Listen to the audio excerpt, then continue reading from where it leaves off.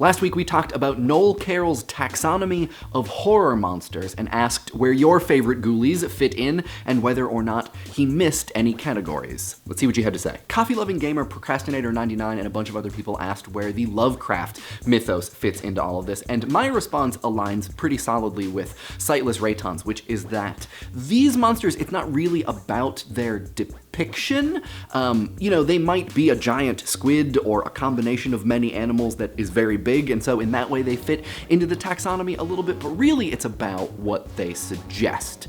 And so you can argue that they are horrific metonymy in some way, that their existence suggests some kind of unknowable thing, but that horror that is experienced by the people that are appraised of its existence isn't really the kind of horror that we talk about generally when we're discussing horror films, art horror, and the stuff that Carroll is focused on. It's a much different and I think more complicated brand of horror that's not, it's not like it's gruesome, it's more like it's existentially unhinging.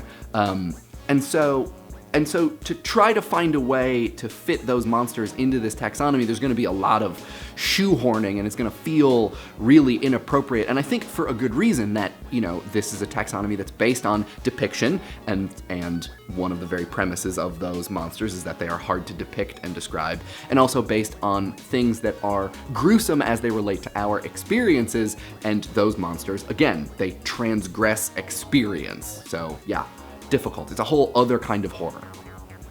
A cosmic horror, if you will. Emily, I'm so glad that you stopped by to say hi, and actually you touched on something that a lot of other people mentioned, which is the relationship that unfamiliarity has to our experience of fear, that, we tend to be scared of things that we don't understand or don't have a familiarity with, and that we might be able to cure ourselves of that fear in some respect if we become more understanding or empathetic for the things that we have these fears about. And yeah, this is something that I've been thinking about for a while and might eventually do an Idea Channel episode on, which is, whether or not we can kind of cure ourselves of our social or societal fears by exhausting their depiction in media. Can we essentially desensitize ourselves to the things that we have these large-scale cultural fears of, but don't want to anymore by depicting them in media, sort of desensitizing ourselves in the same way that Moral Panic says we become desensitized to violence because of video games and movies and all this other stuff. And I think art horror as it tends to exist very much depends on a lot of these culturally learned ideas about transgression and what is to be feared, but also just good old-fashioned reflexive aversion. And it's when those two things come together, which I think is a lot of the point of what Noel Carroll is trying to make. It's when gruesomeness meets these culturally ingrained fears that you have the ideal art horror experience. But yeah, if you were to address or cure the culturally ingrained part, maybe the creepy crawly feelings would go away. That, if we didn't associate bugs with uncleanliness, would we not be grossed out by them anymore? I don't know. I wonder. Phlebas, I love it. And if I could hire you to write a TV movie for Sci-Fi, I absolutely would. Unfortunately, it's not my call. However, if you did write this, and I feel like you could get, 4,000 to 5,000 words out of this without a problem, I could be convinced to do a dramatic reading. Just putting that out there. Speaking, though, seriously of monsters which fit all 5 of the categories, Flatwoods and a bunch of other people struggle with The Thing in the same way that I did, where it seems like it could really fit in any or all of the categories. And this makes me wonder, in addition to The Thing and Phlebas's awesome premise, what other monsters fit into all of the categories? There are plenty that fit in 2 or 3, but which ones? Are there others that go across, they transgress all of the categorical transgressions? There must be others. I leave it to you. I'll do some Googling later, but, I also leave it to you. Aiden of Vermont and Black Dragon Wiccan see a lot of holes in this taxonomy, and I feel like it's worth sort of spending a little time talking about how it's not meant to address all kinds of destructive forces, and not even really all monsters. When we talk about something like a destructive person or a serial killer, we can ask the question of whether or not they are really a monster. They might be monstrous, but do they really fit this idea of the monster as we tend to consider it in horror movies? You know, do they have both an aspect of threat or violence and that kind of grotesque or horrorful air about them? And for some people, the answer to that is gonna be yes. And for other people, it's gonna be no. But, you know, people like Jason Voorhees, Texas Chainsaw Massacre guy, who must have a name, I just don't know it, or Michael Myers, you know, you can ask whether or not they are gruesome or just dangerous, and I think it could go either way. Or something like a beholder is really interesting because while it is technically a monster, it doesn't really have that horrorful aspect to it. It's terrifying because it's, you know, it's gonna kill your whole party, but it is not really perturbing in the way that horror movie monsters tend to be. Whereas something like The Fly, like Cronenberg's The Fly, Jeff Goldblum, is gross to all heck, but the audience probably doesn't really have an identification with someone on screen who feels threatened by him. So you could argue whether or not that fly is really a monster.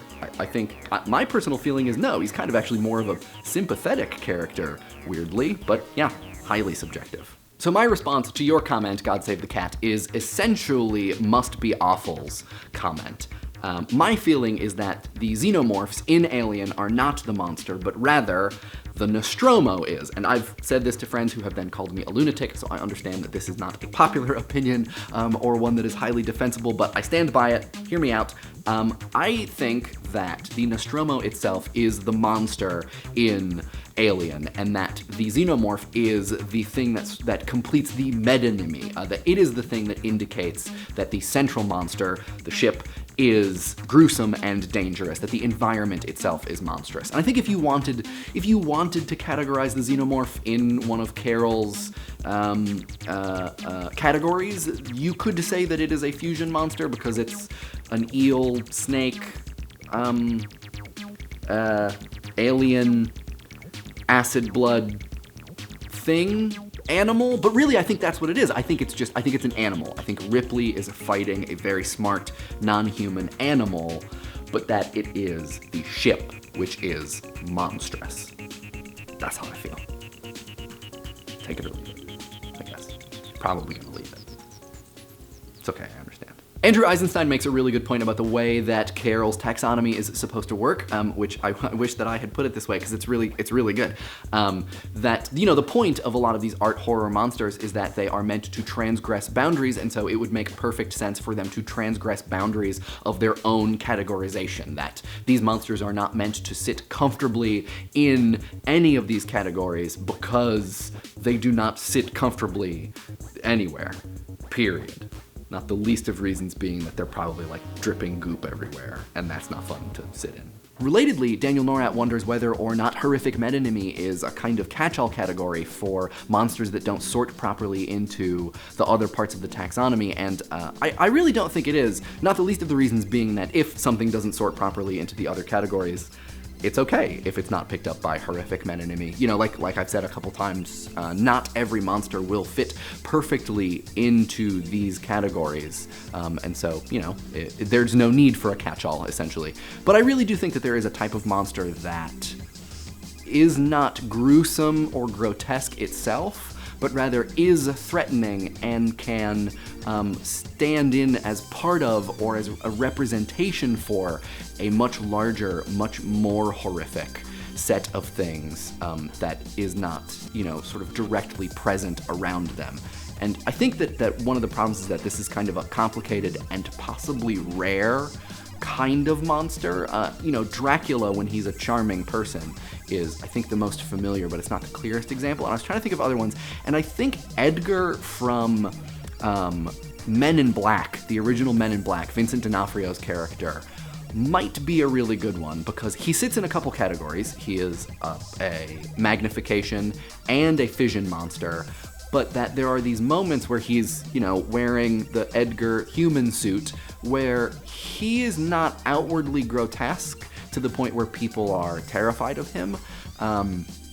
But there are ways that he behaves, ways that people interact with him that indicate, outside of that precise moment, something is wrong, and he is grotesque and terrible and weird and bad, but that he is not, in that moment, a monster of an identifiable form. And I feel like horrific metonymy is the only way to describe that character in those moments, because he is clearly, at least to me, a horror monster, but is not, you know, a fusion, a fission, a magnification, or a massification at those moments. So yeah, that's the best I can do. It's a weird one, but I think it's useful.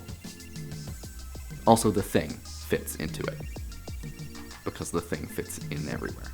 Made that joke twice now. Sophie, I think that the answer to this question is also the answer to the question of if you are afraid of Jell-O, because if you are, magnification monster, but if you're not, I'm pretty sure that makes The Blob a comedy film. Seriously though, Noel Carroll actually does talk a little bit about The Blob in his book. He talks about it being an example of a kind of monster that is a formless impurity, and I think actually that is pretty spot on, that the Blob is itself, the way that it exists, it's kind of, weirdly, pure impurity. It's just pure grossness. And so in that sense, I think it actually is a magnification monster, that as it consumes more things, it grows, and its impurity becomes even more so.